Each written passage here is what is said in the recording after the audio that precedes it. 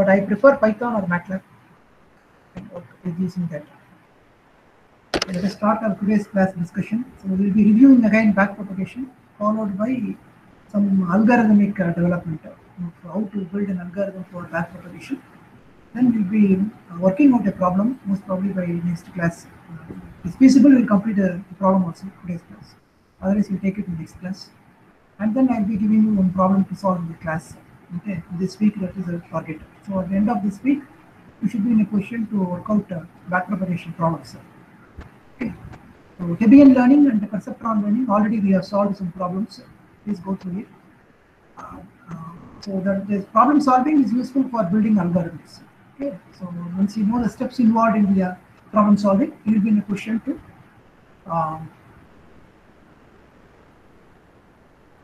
develop a code or algorithm for your particular problem. Okay, it may be Hebbian or perceptron or backpropagation. Okay. With that in mind, let us now start our class. What is the material? Okay. Neural networks.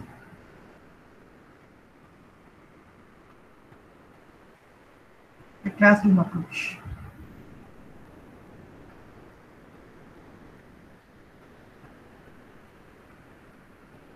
By Professor Satish Kumar from Diyarbakir University.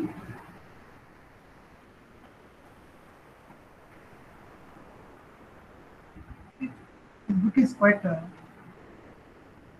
popular. Okay. A lot of MATLAB codes you can get from this book. Okay. Particularly backpropagation is neatly handled. Perceptron backpropagation, you can go through this. Second unit also, Hopfield and BAM, both from this book I'll be teaching. Okay. So let us start today's class. Start from page 1. So this is a multi-layered network architecture we have been talking about. Most of you are quite comfortable with the derivation. Those who are unable to understand the derivation, concentrate in today's class. To get a clear idea, then we'll proceed. So there is an input layer, there is a hidden layer, there is an output layer. Okay. We employ linear neuron here, linear operation. This one is sigmoidal. Here also sigmoidal.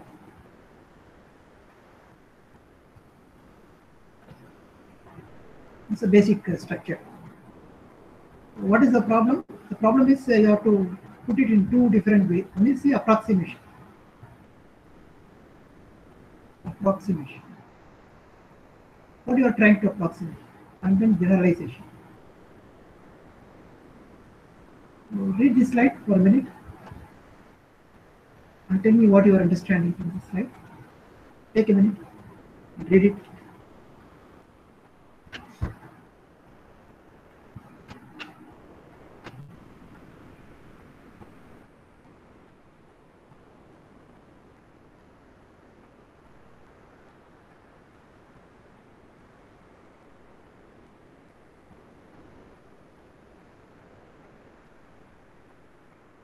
Now, one of you tell me what you are understanding from the first statement.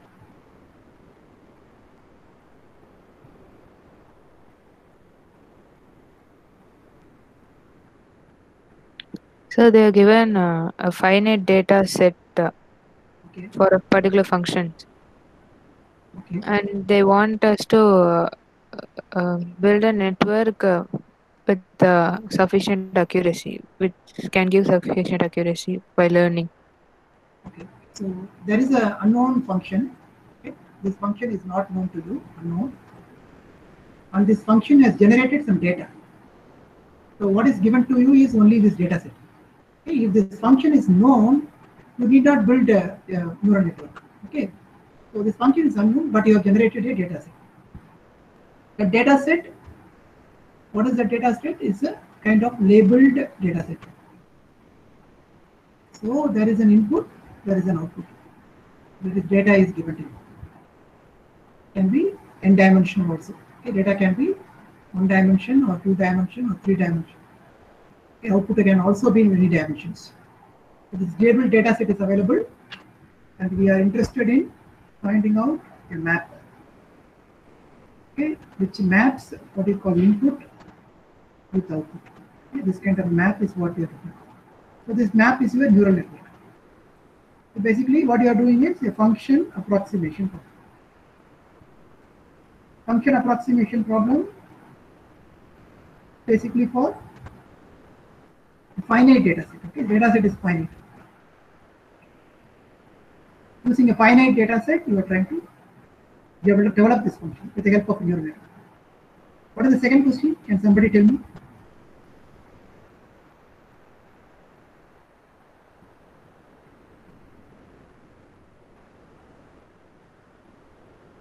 Anybody from the class? So if the network is given with Sir, so this Yeah, Krishna. unknown, okay. Krishna. Ananta varade illa class ku. sir, so here we have already trained the network, sir. So we Okay. have sir. Yeah, tell me, Krishna. Yeah, you proceed. Proceed, Krishna. So from the previous statement, we have trained the network, sir. Okay. Good. With the labeled data, we train the network. Now tell me what next. So we have the network can give. So the you have to check whether Yeah. You have to check what? the system is ready to output on the unseen inputs. Yeah. So whether the output is Okay. So what is that is unseen input is a key. correct So and accurate, sir. Yeah. So we have a labeled data set and we have trained it. With the trained network, now we are going to give some unseen input. This unseen input, how effectively it is going to predict. That's what we are going to check. That is, you call it as a generalization. If the network is going to work for unseen input, then you will say your network is well trained. Otherwise, you need to retrain with a new set of data. Okay, so here there are two problems basically connected with this particular idea. One you call it as the overfitting problem. Okay, overfitting. Overfitting. What is this? In fact, I have my data set here. I told you already this, but anyway, to try to recall this. So I've trained my data so that the line is exactly possible in this case. Now, what is the problem here? I trained my network like this. Okay, so this is my X, this is my Y. Trained it perfectly. So this line exactly passes through all the given data set.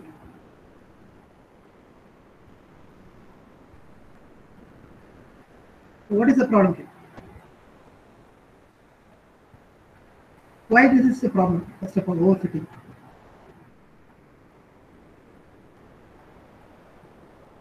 Anybody in the class?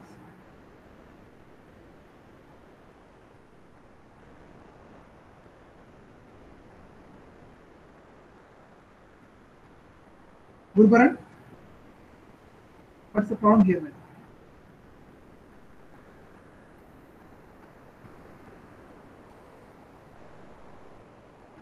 Ramya?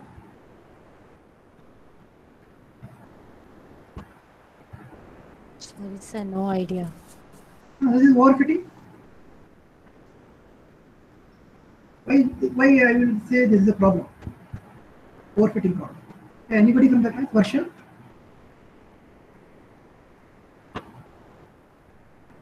Sir, it can't give output for any new inputs. Like That's right. Okay, that's right. Primarily because when you overfit, the problem is, okay, when the new data comes, the new data is somewhere here. So you are plotting a line like this. Definitely, this line is going to miss this data. A perfectly fitting kind of a curve, a perfect function. Hello? Yeah. Yes, Varsha, you want to say something? Right. You are right. Okay. A perfectly fitting function. There is a possibility that an unseen data comes. You may miss completely that. Okay, so overfitting is always dangerous. Okay, you need to somehow going for some kind of an optimal fitting. Okay, that's what the challenge in neural network is this generalization. Generalization is a big problem in neural network. Unseen data is going to come. If you're going to overfit the data, then it will be always a problem. So we'll learn about this in a later class, but right now just get a feel of it. Okay. All right, Ramya, are you getting the point? What I'm saying? So can you please explain once again? Yeah. I couldn't get See, it. yeah. One thing is very clear. See here, I have a set of data here. Okay. This is one set of data. Okay. I'm trying to classify this with this. Okay. So when I'm going to fit a line perfectly, okay, like this, perfect fit. Okay. So in that case, this is more kind of an overfit. If I'm going to have some data here, okay, perfectly I'm going to fit this line. So this is more like a 0 here. So in that case, there is a possibility when the new test data comes and it is lying somewhere here, there is a possibility that I may miss it completely. Okay, with this fitted line, classification line. Okay, so somehow or other we need to, for all data, if you are going to fit, okay, the line is satisfied with the error 0. Then you call that as overfitting. Perfectly matching for all the given training data. So when the test data comes, okay, normally this kind of perfect fitting will not help. The classic reason is, for example, you have a set of data like this. This is coming from some distribution. Okay, this data is coming from some function. We don't know this. It's an unknown function. Now what you have done is, you have only this data in hand.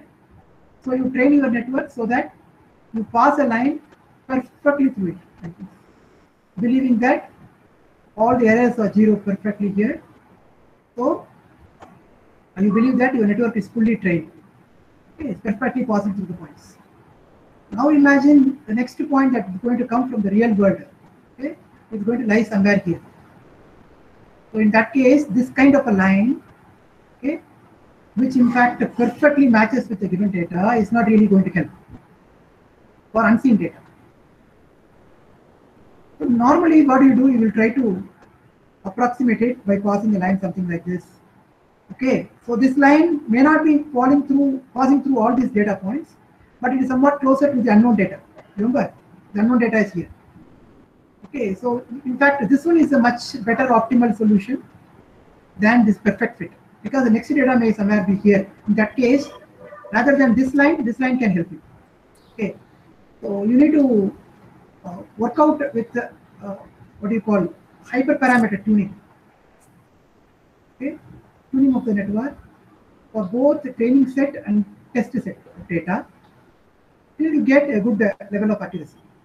Okay, so once in the training level, if you are going to fit or overfit, it will be land up in problem for you when you are going for tested set of data.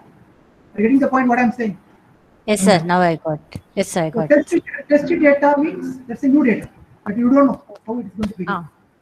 Training set is something you have control over. So what you have done is you make it sure that all the points are being covered with the help of your function.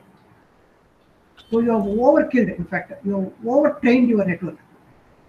But when the new data comes, that overtrained data may not be in a position to recognize that new data.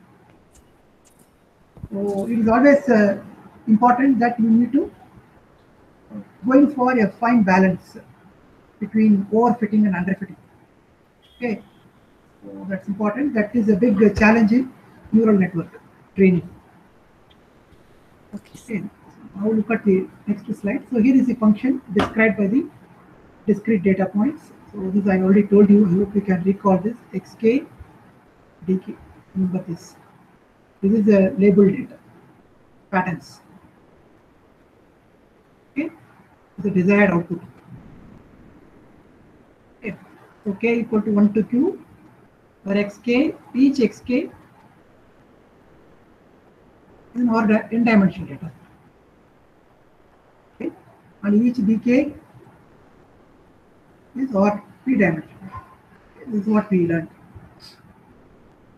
Presented as input. Okay, for example, if it is going to be xk belongs to R2, then you have each pattern, okay, with two data, like a vector like this. This kind of vector is what I'm talking. Okay, each xk belongs to two dimension, and dk it belongs to R1. Then each output is a one single output. Okay, it can be 5, 4 like that, scalar or power. Real is talking about real data. Power 1 means indicates, this one indicates a dimension.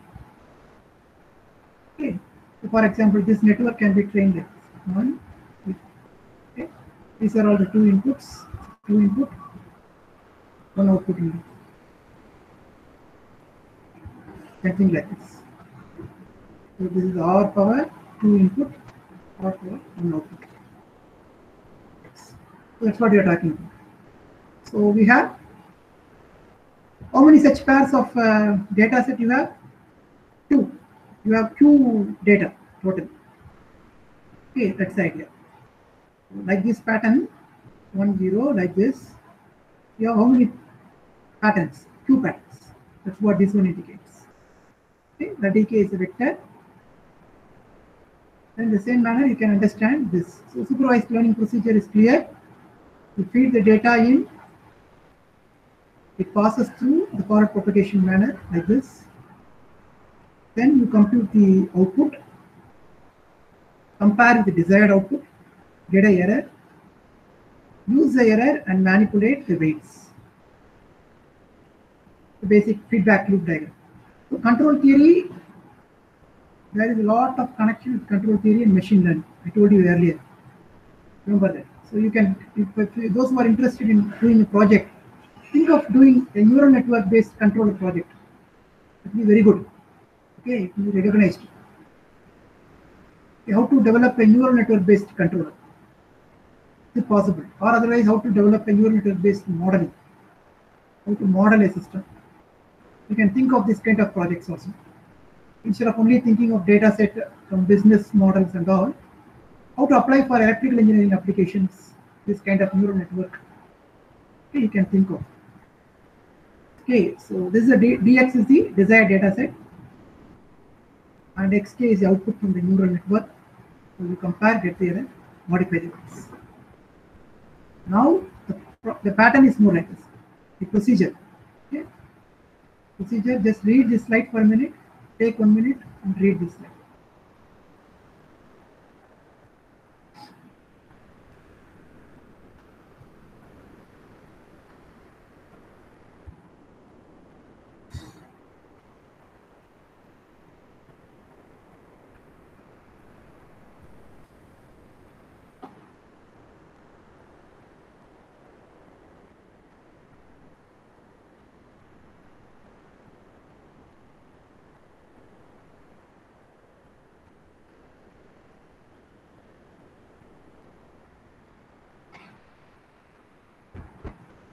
You take a pattern xk,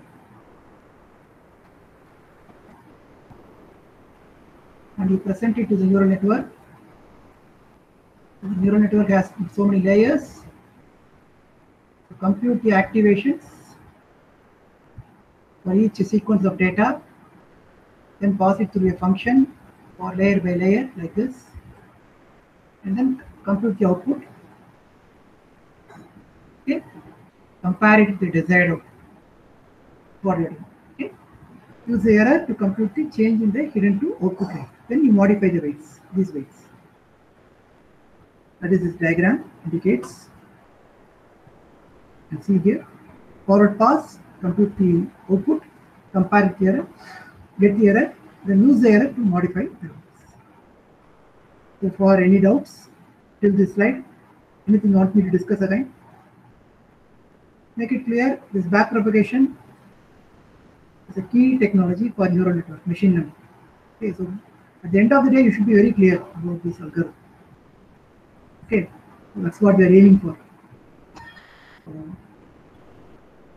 this is the update weights. So we already learned this. WHJ. Remember? What is WHJ? Hidden layer to output layer. This weights. This is hidden. This is output. So this is WHJ. That's the hidden to output layer weights. This is the input layer. Input is I. So this weight WIH.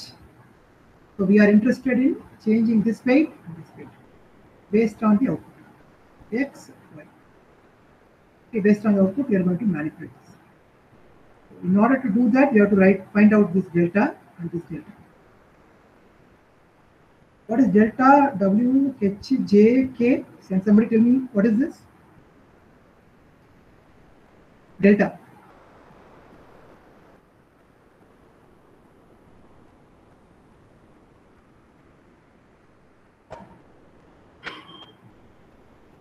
Krishna?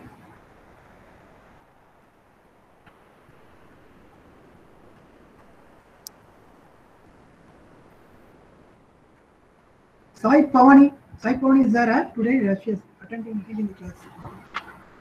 Sai Pavani? Yes, sir. Tell me what is this delta, Sai Pavani? I guess it is like change with respect to the previous stage weights. Okay. Maybe it's like, Yeah. Did you write the test, Sai Pavani? yeah, yes, sir. Yes, You written the derivation? yes, sir. Yes, sir. Yeah, did you understand that? Yes, sir. Like, Okay, so to today's class, let us reinforce that idea. Okay, let us reinforce and try to understand it clearly. So this delta, as you have said, is something you are going to change. The weights are going to get updated. So this delta you have to understand it clearly based on the error. Okay, this is rho E by rho WHJ. Okay, this is what you are looking at. That is this. The same manner, this one is rho E by rho WIH. Okay, fine. Okay, you can mute me. So now this, once you identify that, sorry, not this is K, this K. This K indicates what? The layers. Okay, K equal to 1, 2, 3 layers. Okay, this for the K plus 1th layer. Here we are going to update. Not the K is what? That is not layer, sorry. It is the iteration. So we are at the kth iteration. When we are moving for the K plus 1th iteration, we will be doing this. Okay. So this is the iterated weights at the K plus 1th iteration. Ramya, is it clear? Till this point. Yes, sir. I'll proceed to the next slide. Now we can compute the errors. Okay, the computed error is like this. The D1K minus some S times Y1K. In fact, when I derived this, instead of this S, I used F. So don't get confused. The only change I made this derivation. I followed this book for the derivation. The only change I made is instead of the S, I used F. The previous notes that I have shared with you, derivation, instead of S, it is F. I used. So now in this slide, it is yes. So what does this yes indicates? What does this Y1 indicates?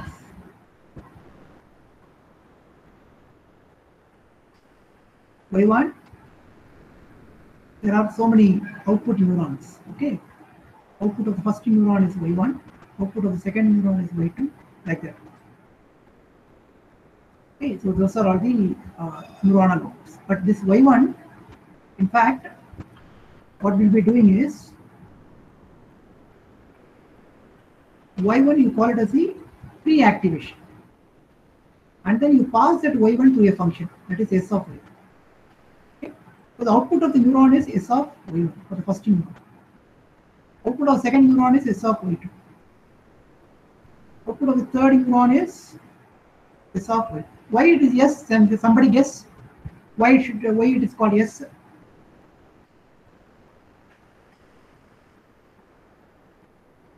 Can somebody guess? What is the notation S? Log sigmoidal. Exactly. So a sigmoidal function you are pausing. Okay, you are pausing the activation value. Okay, this y1 can be some summation of weights and the previous inputs that's going to come inside. Okay, so then normally it will be some inputs. Okay, you'll be getting here. So this summation is what is pre-activations. That one you are passing through the function sigmoidal function. That is output. Is it clear? So this one output you are now comparing with the desired output for each neuron output.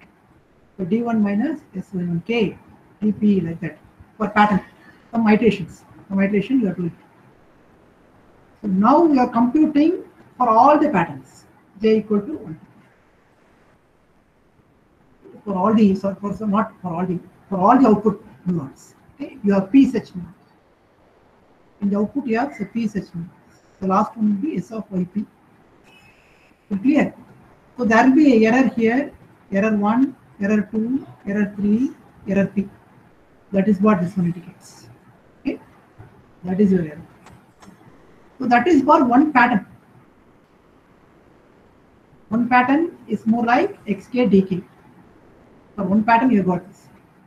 You can do it for two patterns like this. You can compute this for each and every pattern you can compute this. Is it clear? Anybody wants to get clarified this? Anybody wants to repeat this? Is all right? You understand this?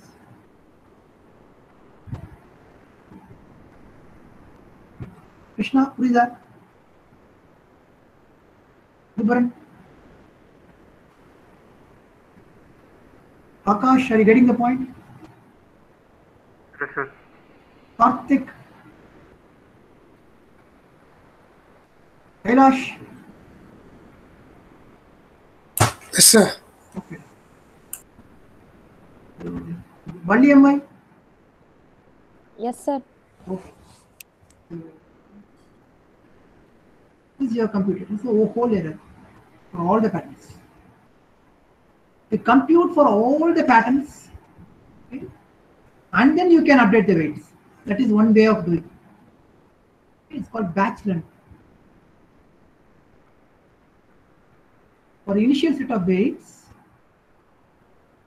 and by others, you compute for all the patterns, the error, and then you start updating the weights. That's called batch learning. That's another method. You call it as pattern-based learning. Okay? That is pattern by pattern you can train. So this is something called gradient descent procedure. This is what we are going to do. Okay, we already discussed about it.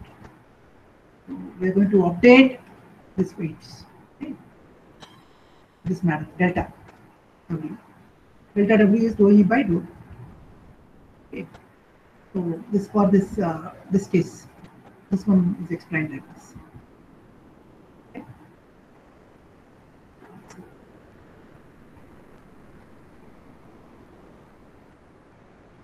We can be anywhere here, can be here or here. If this gradient is like this, then you have to move in this direction. If the gradient is here, then you have to move in this direction, so that you can reach the minimum point. This is the minimum point.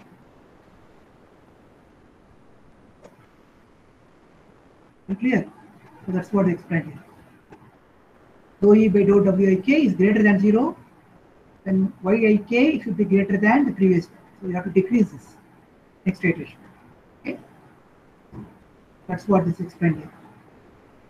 Weight component should be updated in proportion with the negative of the gradient. We already discussed about it, the gradient descent approach. We can go through it again.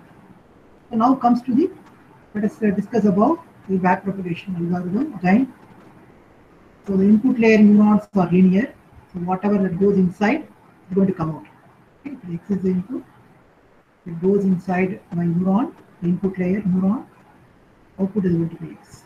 But I am going to say it as S of X is equal to X. Okay. You don't. This S is not a sigmoidal. Okay, but for notation convenience, we are using this. Rest of the two or these two neurons are sigmoidal.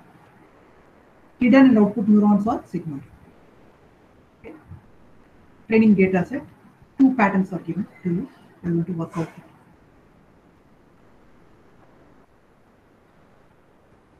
This is the number of neurons in the input, hidden, output. We already discussed this. Let's proceed further.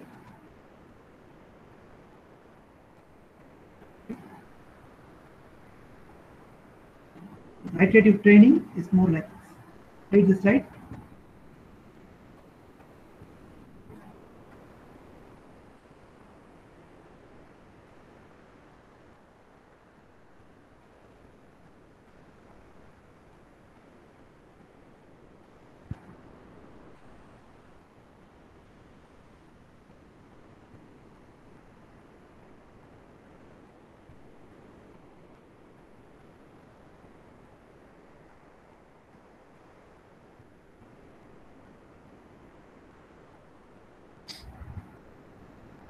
Okay.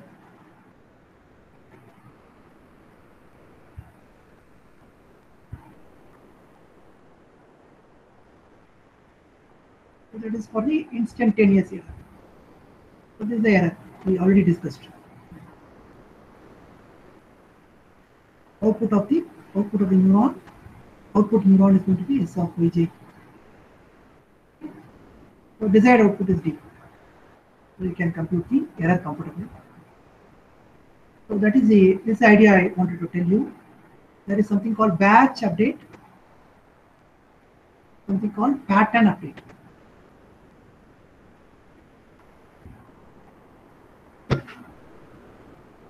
And what is the difference? Can somebody tell me? Kailash, tell me the difference, batch and pattern update. No idea, sir. Okay. Asha,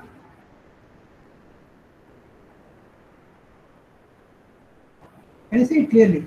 You have 2 patterns. Okay. For each pattern, you are going to get an error.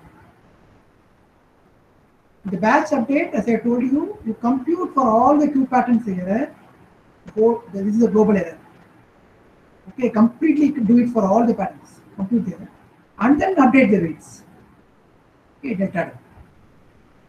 So that is one iteration. For one iteration, the batch update, you feed in all the patterns. Pattern 1, pattern 2, pattern 3, like up to 2 patterns. You do all the patterns. For each pattern, you will be getting an error. E1, E2. And then you compute all those errors. That is this global error. Summation is between what? So 1 I equal to 1 to q. Ei. Completely do it for all the patterns. Completely get all the errors. Then you update the weight. That is called batch update. What is pattern update? You feed the first pattern, get the error, immediately update the weight. Okay, we will be learning something called the stochastic gradient. Okay, stochastic gradient method. That's more connected to this. Pattern, look at this. I feed the pattern, get the output, okay, modify the weight. Then go for the next pattern. With the modified weight as initial weight, go for the next pattern. Then do it. Like that you can do. When you have big data,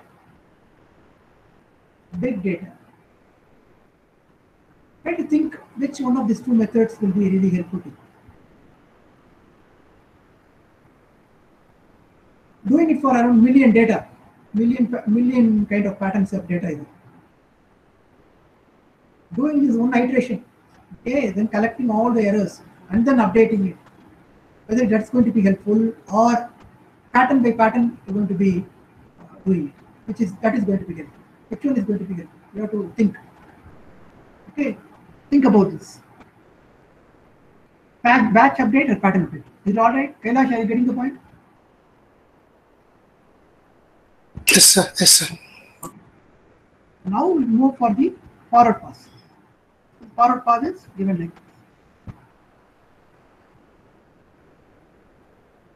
Because this is a linear neuron here. Whatever input is going to come out. And then This S naught K is, what is this? It's a bias. It's going to be feeded in as input to the next layer. This bias is one is going to be the input to the next layer bias. Okay. Now this is a key point. This slide, if you understand it, is all right. This is a hidden neuron we are talking. In the hidden neuron, what's happening? Hidden neuron notation is Z. Is it H? It's a pre-activation.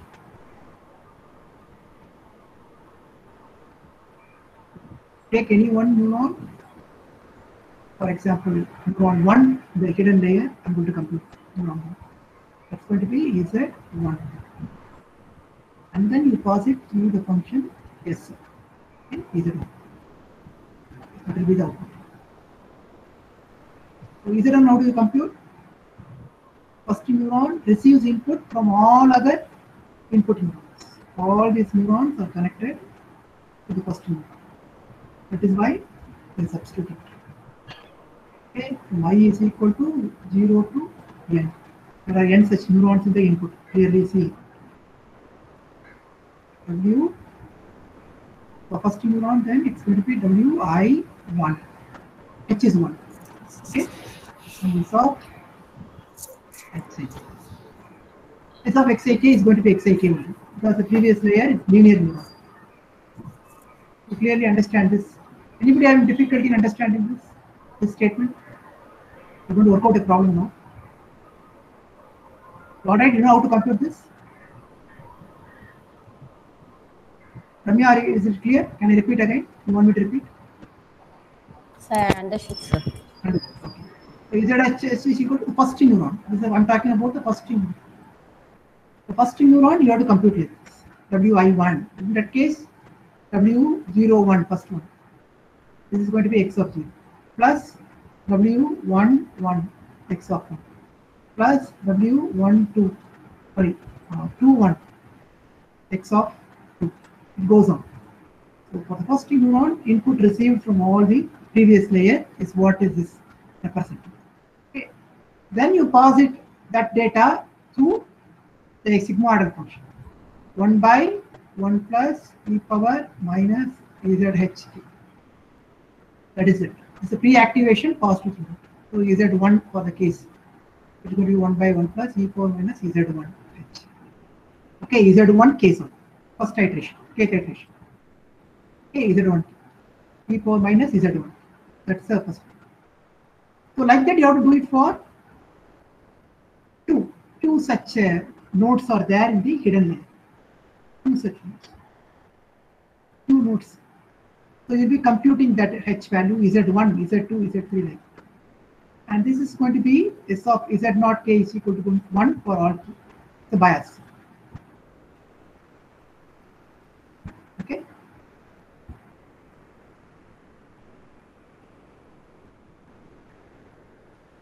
Is all right? Getting the point clearly? This W01 indicates what? Let's see. X0 is 1 always. Okay, remember that. Okay.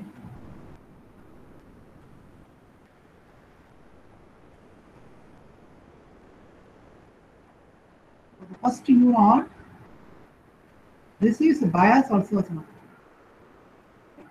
This is W0. That's important. So and then you the inputs, rest of the inputs are coming. W11, X1, X2, all this. X0 is nothing but the value is 1, which we have seen here previously. Here it is. Okay, that will be always be 1. Same manner, this output, the neuronal output, that's going to go out from this. That's always going to be 1. But the corresponding weights can be adjusted. Remember that. This weight can be adjusted. Adjustable weight. These weights are all adjustable. Okay. So that this one is going to be fixed. X0 is going to be equal to 1 is going to be fixed. The same manner, once you pass that data from this layer, this is now the input. S of ZH. Okay. That's going to be the input node. To take any one of the output node, that's going to be like what? Yj, y1 for example, output neuron 1. And that's going to receive input from all the hidden nodes.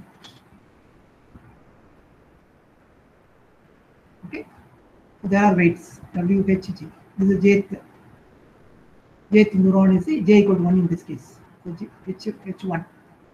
So that's what this indicates. This is output of the previous line. The output H EZ1 for the first node. This is going to be S EZ2 like that.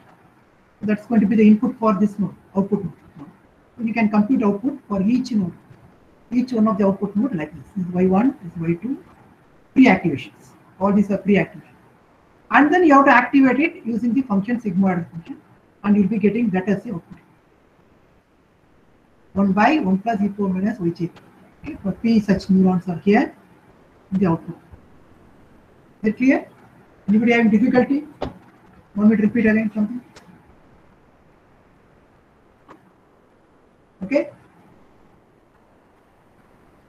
This is a forward pass I'm talking about. So you have to be comfortable in working out this forward pass first. Once you are comfortable in working out this forward pass, then you can go for the back propagation. We're going to compute these two.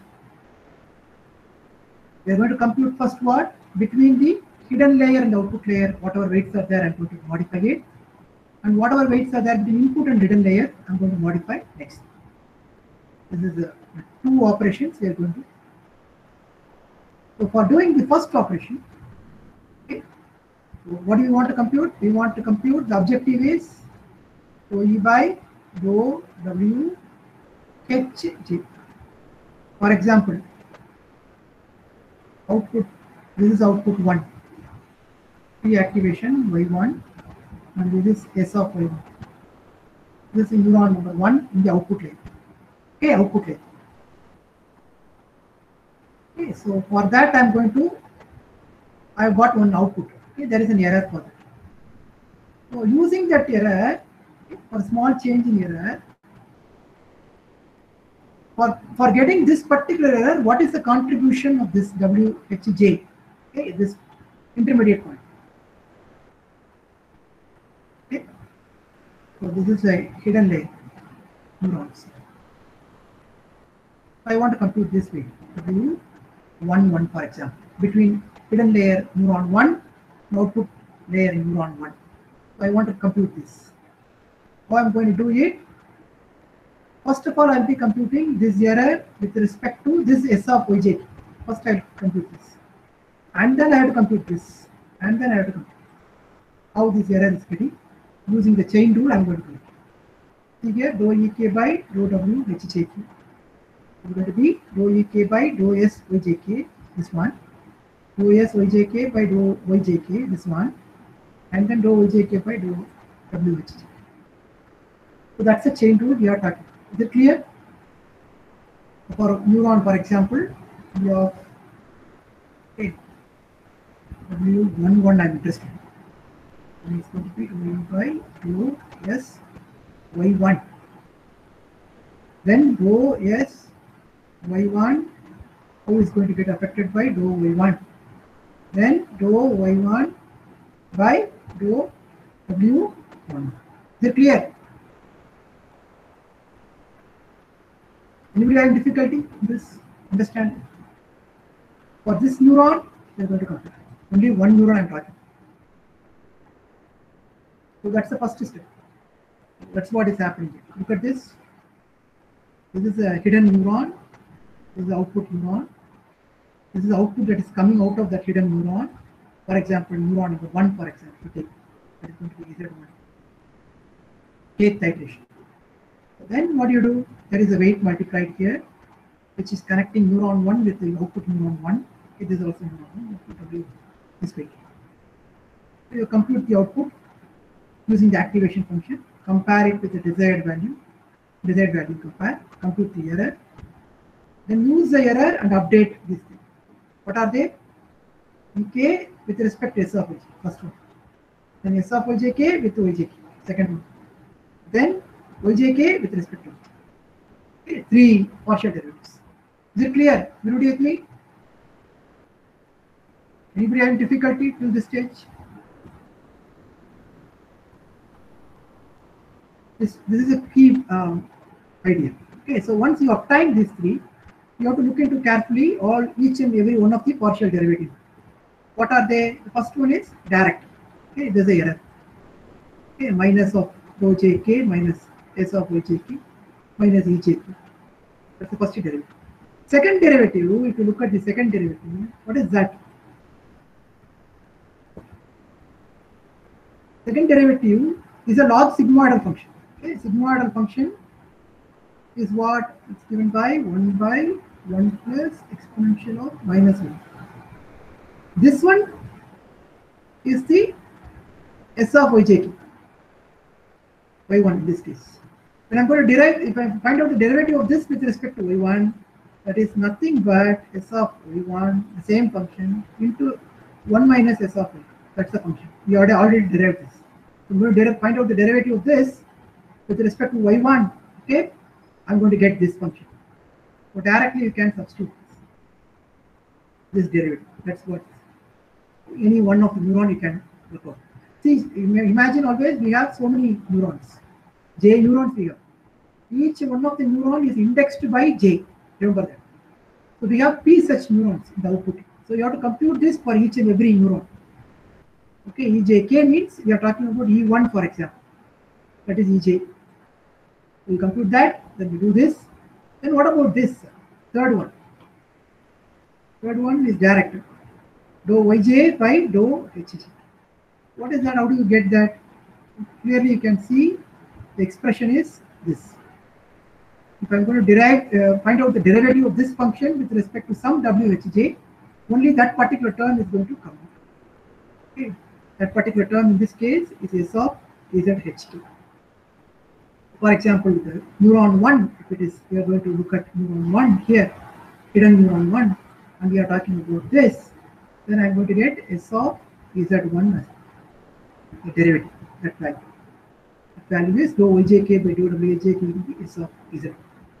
So then you can combine all these 3 and you will be getting this particular minus delta Jk S of Zh. That is this.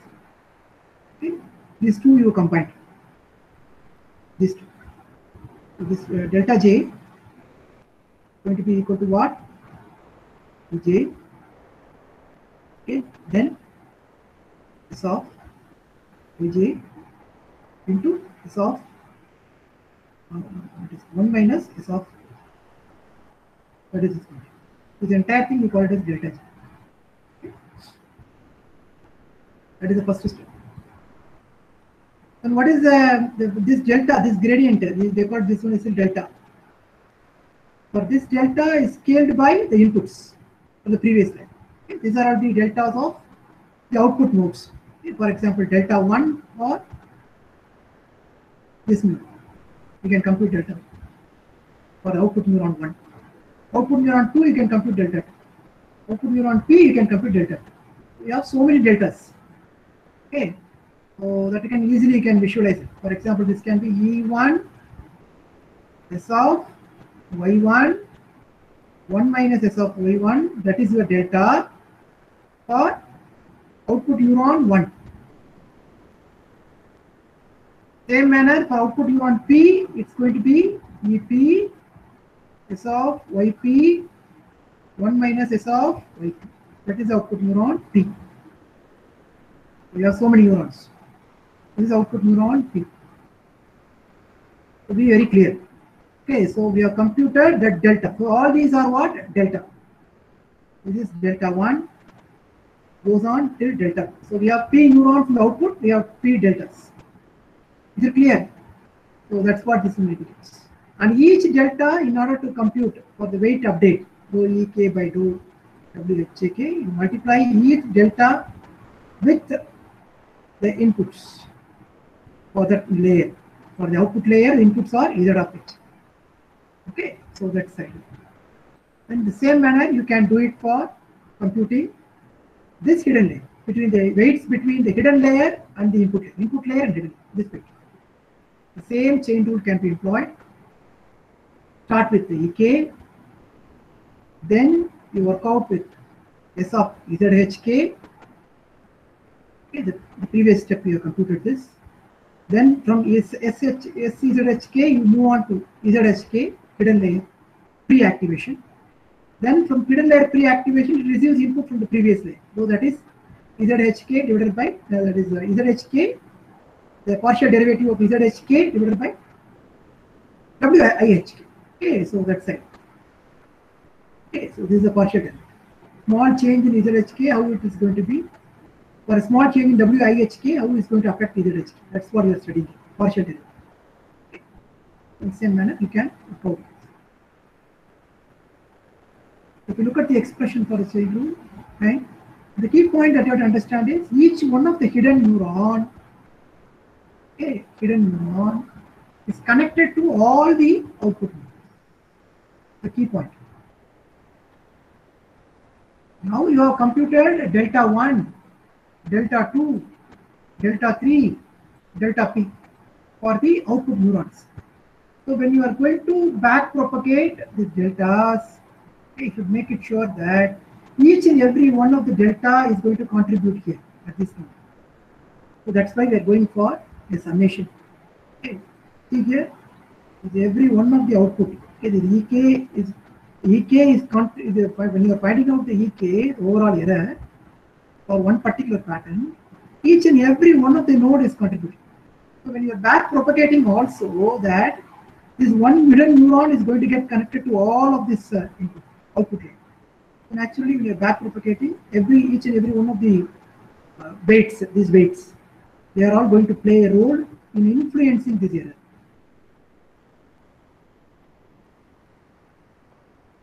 So you should be working out this summation. J equal to 1 to P indicates output neurons. J equal to 1 to P. Rho EK by rho IJK, rho IJK by rho S, one particular neuron, ZHK. Is it clear? So J is a running parameter. J is a running parameter, so you can see clearly it's going to get. So for example, in order to compute rho EK or rho S, Z1K for one particular neuron, hidden neuron 1. How this one will be represented? It's going to be rho E by rho Yj. Okay, the J can be varying from 1 to P. So the initially will be 1 and rho Y1 divided by rho S Z1. That's the first term. Right. What will be the second term? Can somebody tell me? What will be the second term? The summation. I am computing for the error, how it's going to get influenced by one neuron from the hidden layer output. Okay, that is S of Z1. Okay, only one I'm going to take. I'm computing. Can somebody tell me what is the second expression? Let me expand this. So I'm going to have P such neurons. What will be the second one? Rho E by rho Y2. Second out. Rho Y2 divided by rho S Z1. Okay. Remember, S1 is Z1 is not changing. Only the Y is changing. Z1. Okay. It goes on to tell me the last value. Rho E by rho YP and rho YP by rho S Z1. Okay, is it clear? That's the last one. Is it clear? Everybody with me? What I have done for one node. Okay, here. I computed this. So once you compute this, then the rest of the steps are direct. So you have computed this. And this one is what? This one. The hidden layer, how it is going to get changed. Okay, they are computing what? You're using chain rule, you are doing it. Okay, remember that. So this you have computed. How you have to compute this? What is this? This is the sum. This is an exponential function. Remember? Or is that one or one particular? You are going to find out this derivative of this function with respect to z1. So that is nothing but, what is that? It's going to be s of z1 into 1 minus s of z1. Just like in the previous case. Remember the previous case what we did? S of y1 we put 1 minus s of y. Same thing here. Derivative. Okay. So that's the second function. That's the second. Third one is direct. You can get directly the third one. S of SIK. Okay, that's going to be SIK. So this is the expression. We have contributed summation, the entire summation. If you look at deeply inside this function, already we have computed this. Okay, so that's what delta JK. That's going to sit inside, and this one WHJK, and this one is there. And that's what this final term indicates. Okay, so once you contribute this, steps are clearly defined. This is for hidden to output layer. This is for input to hidden layer. These are the two steps involved. This one is the learning rate. How think of programming this? We will take one numerical problem. We will work out hand calculations we will do using the method what I explained to you right now. Then think of Python or MATLAB code based on the algorithm. Okay, so that's the target. So I'll stop here. So far, any doubts?